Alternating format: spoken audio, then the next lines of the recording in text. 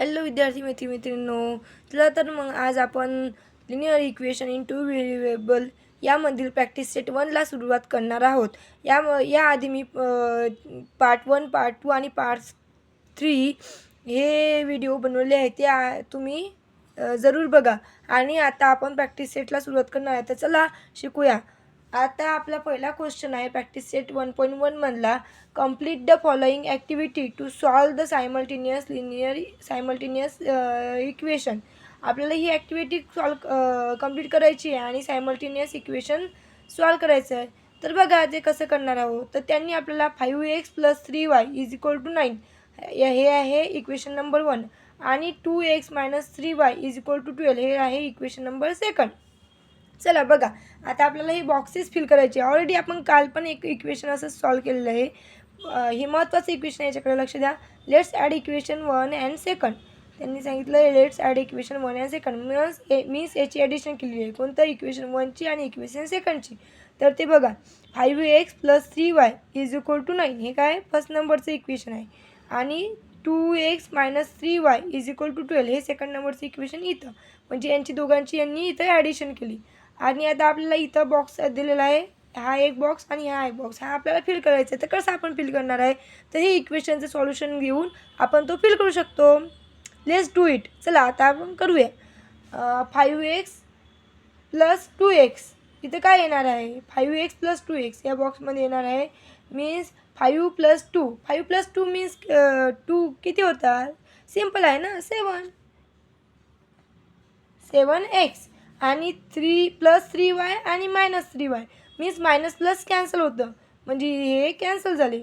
आणि 9 + 12 म्हणजे 9 + 12 9 + 12 किती होता? 21. सिम्पल ॲडिशन आहे, ज्या पहिले दुसरीच्या मुलांना सुद्धा येते अशी सिम्पल ॲडिशन आहे इथं. तर बघा आता हा 21 असाच, हा 21 असाच ठेवला. सॉरी, तुम्हाला क्लिअर दिसत नसेल तर मी थोडं डार्कमध्ये लिहिते. इथं व्हॅल्यू आहे 7, इथं आहे 21, इथं परत 21 आला. तर आता हा 7 इकडे पाठवला, म्हणजे इकडे हा मल्टिप्लिकेशनला होता. तर कालच मी सांगितलं इकडे मल्टिप्लिकेशन असलं तर इकडे डिव्हिडेशनला जाईल, म्हणून 7. मग आता आपल्याला डिवाईड करायचं आहे 21ला 7ने. तर 7 × 3 = 21 मीन्स x = 3. काय आली एक्सची व्हॅल्यू? 3. म्हणजे आता आपल्याला एक्सची व्हॅल्यू मिळाली. आता आपण वायची व्हॅल्यू फाइंड करणार आहे.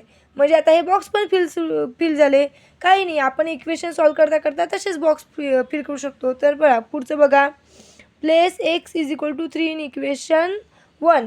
त्यांनी काय सांगितलं? इन इक्वेशन 1मध्ये x = 3 हा प्लेस करा, म्हणजे टाका. मग x = 3 आणि इक्वेशन 1मध्ये टाकायचं आहे. तर बघा कसं टाकायचा. इक्वेशन 1 आहे आपलं 5x + 3y = 9. तर त्यांनी ऑलरेडी 5 इथं लिहिलं आहे. इंटू एक्सची व्हॅल्यू काय लिहायची आपल्याला? 3. म्हणून इथं काय येईल? 3 + 3y लिहून दिलेला आहे = 9. ओके. पुढे काय केलं त्यांनी? 3y इकडे घेतला आणि या 5चं आणि 3चं मल्टिप्लिकेशन या साईडला पाठवलं. मग 5 आणि 3चं मल्टिप्लिकेशन करा पहिले. 5 आणि 3चं मल्टिप्लिकेशन काय येईल? 5 × 3 काय होतो? पटकन सांगा. सिम्पल आहे, 15. म्हणून इथं या बॉक्समध्ये काय आहे? व्हॅल्यू आली 15. चला तर फिल करून घ्या तुम्ही पण. आणि पुढचा आपल्याला त्यांनी सांगितलेलं आहे, इकडे 3y दिलेला आहे = आणि एक बॉक्स दिलेला आहे. तर काय होईल? यांचं मायनस त्यांनी इथं केलेली आहे, सबट्रॅक्शन इथं केलेली आहे त्यांनी 15 आणि 9ची. 9 - 15 इथं 15ला मायनस साईन आहे, म्हणून काय होईल? इथं पण येणाऱ्या संख्येला मायनस साईन येईल, कारण की मोठ्या संख्येला जर मायनस साईन असलं तर ते पुढे मायनस साईन येतं. हे हा रूल आहे मॅथचा, ॲडिशन सबट्रॅक्शन रूल. त्याच्यामुळे ह्या सर्वांना आता 10वीमध्ये माहीतच पाहिजे. म्हणून 9 - 15 याचा आपल्याला आन्सर काय येईल? तर पटकन कोणी सांगते का? त्याचा आन्सर येते -6. चला पुढे बघूया. मग हा काही नाही, इकडे 3 त्यांनी या साईडला पाठवला आणि हा -6 असा इथं परत -6 या बॉक्समध्ये. मग आता डिवायडेशन केलं कसं? 3 × 6 =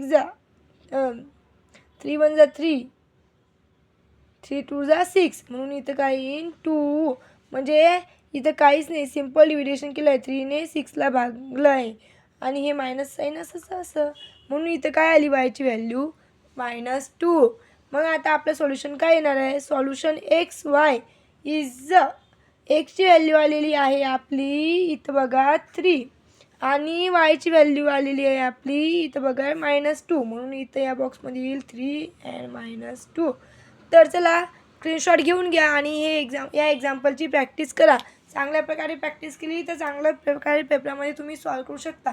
जेवढी प्रॅक्टिस करसाल तितकं तुमचं फास्टली तुम्ही सॉल्व करू शकसाल. म्हणून मॅथ म्हणजे रोज प्रॅक्टिस करणे. सिम्पली मॅथचा एक तर्क लक्षात ठेवा. जे एक्झाम्पल तुम्ही आज शिकलात ते रोज प्रॅक्टिस करत चला. धन्यवाद. मी तुम्हाला मराठीमध्ये मॅथमॅटिक्स हा आपला 10वीचा मॅथ 1 हा विषय शिकवत आहे आणि थोडं इंग्लिश सुद्धा वापरणार आहेत. आपले बरेच असे विद्यार्थी असतात ज्यांना इंग्लिश समजतं, पण शिकवताना थोडं आपल्या मदर टंगमध्ये शिकवलं तर मुलं कम्फर्टेबल फील करतात. त्यामुळे मॅथ हा लँग्वेजवर डिपेंड असणारा विषय नाही. त्यामुळे मी हा मराठीमध्ये शिकवत आहे. तो तुम्ही कॉन्सन्ट्रेशननं शिका आणि यावर्षीच्या आपल्या बोर्ड एक्झाममध्ये चांगल्या प्रकारे मार्क्स मिळवा. धन्यवाद आणि माझे मागचे 2 व्हिडिओसुद्धा बघा.